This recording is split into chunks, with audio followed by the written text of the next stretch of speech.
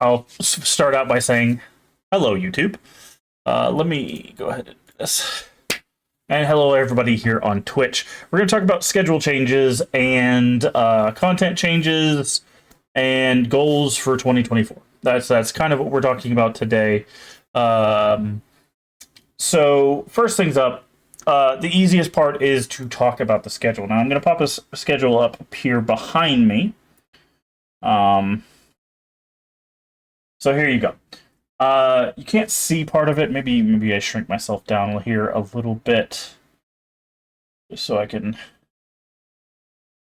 Come on, there we go. I'm gonna shrink myself down here a little bit. So there we go. So this is kind of what our new schedule is going to look like. Hi, I'm down here. Probably not the best place for me. Probably should be like over here. There we go. Yeah, that's much better. This is what our new schedule looks like. So if you've been around the channel for the past 3 years, basically, you'll know that basically what I did is I would pick a game and we'd play it to completion, pick a game, play till completion.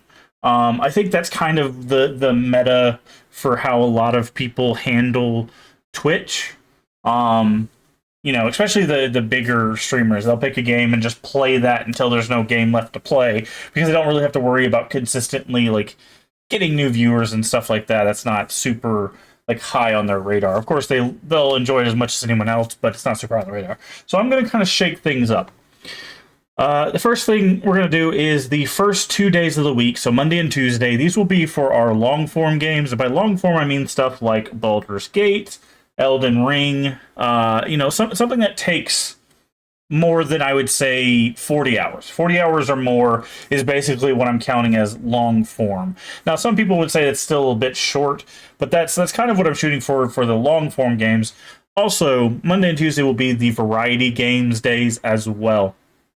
So the idea behind Monday and Tuesday is if there's nothing out that we want to play, then we'll pick a long form game and work our way through it. I've got a ton of those to work through, and you know, with each of them clocking in at anywhere from like 60 to like 150 hours, it'll take us some time to get through those.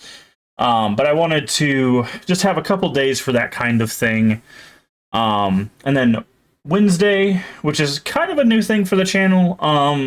We've played a few games here and there as we've done over the past few years, but Wednesday I'm going to be devoting to cozy type games. So that's going to be like your Stardews, your farming sims, your Animal Crossings, all of that stuff. So that'll be on Wednesday.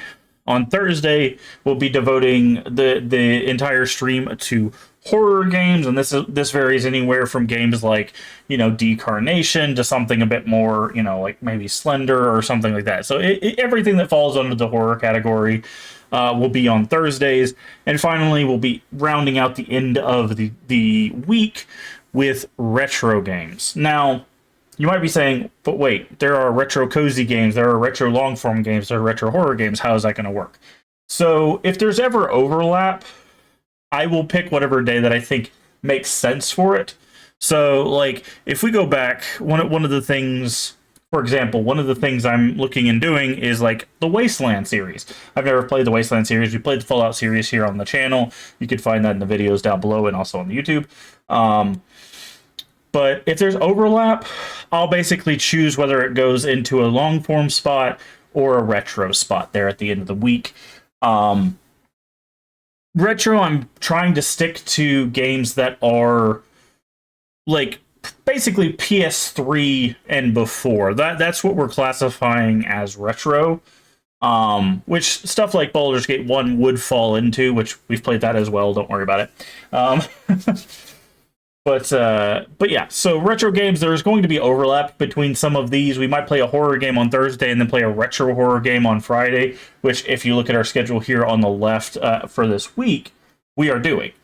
So Thursday we'll be playing Birth, and then Friday we'll be starting Parasite Eve.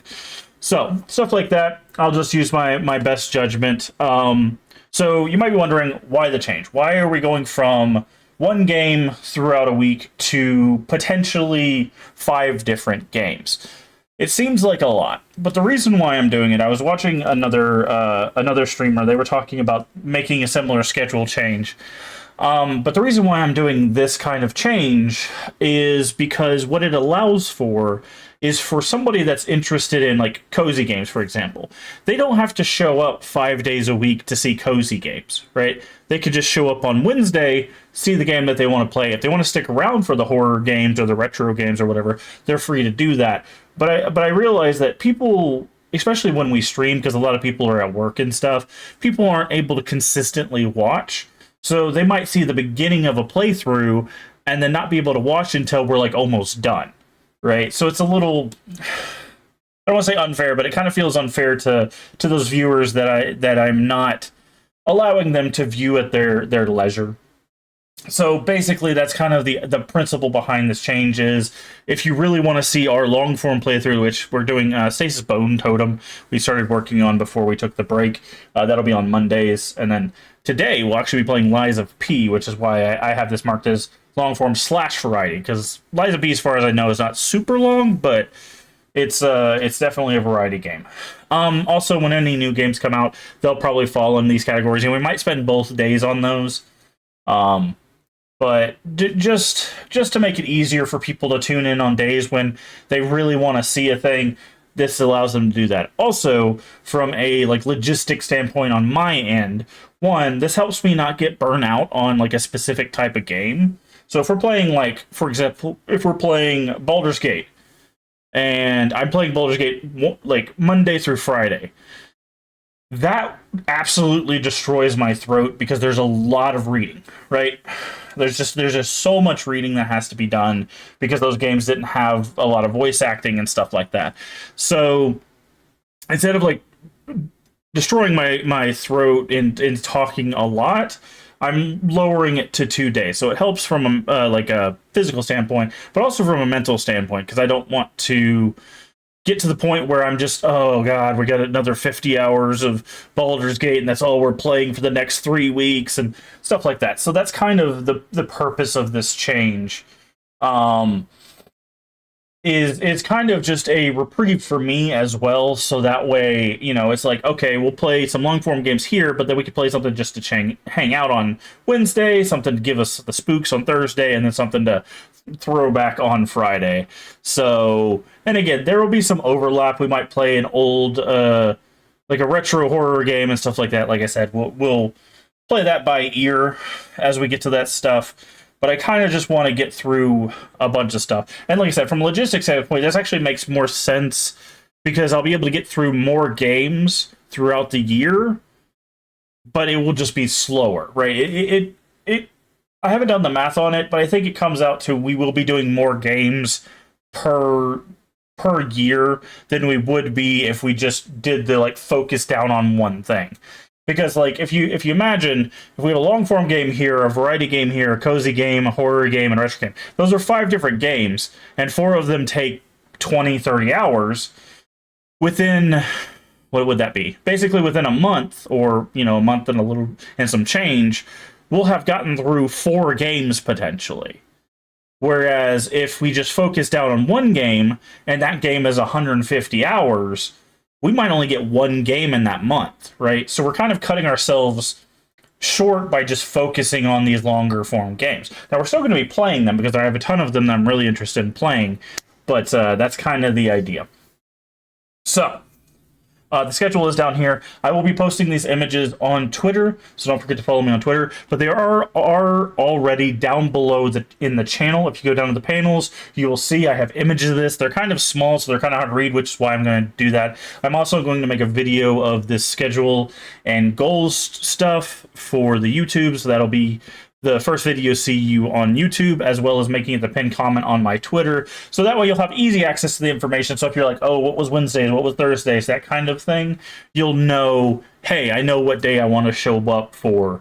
And the thing is some people, they'll be able to show up for every day, and I am super grateful for that. But this allows me to, one, branch out, meet some different communities in these other genres, as well as giving people a break so that they can be like, okay, I can only tune in Wednesday, so I'm going to focus on watching the cozy game.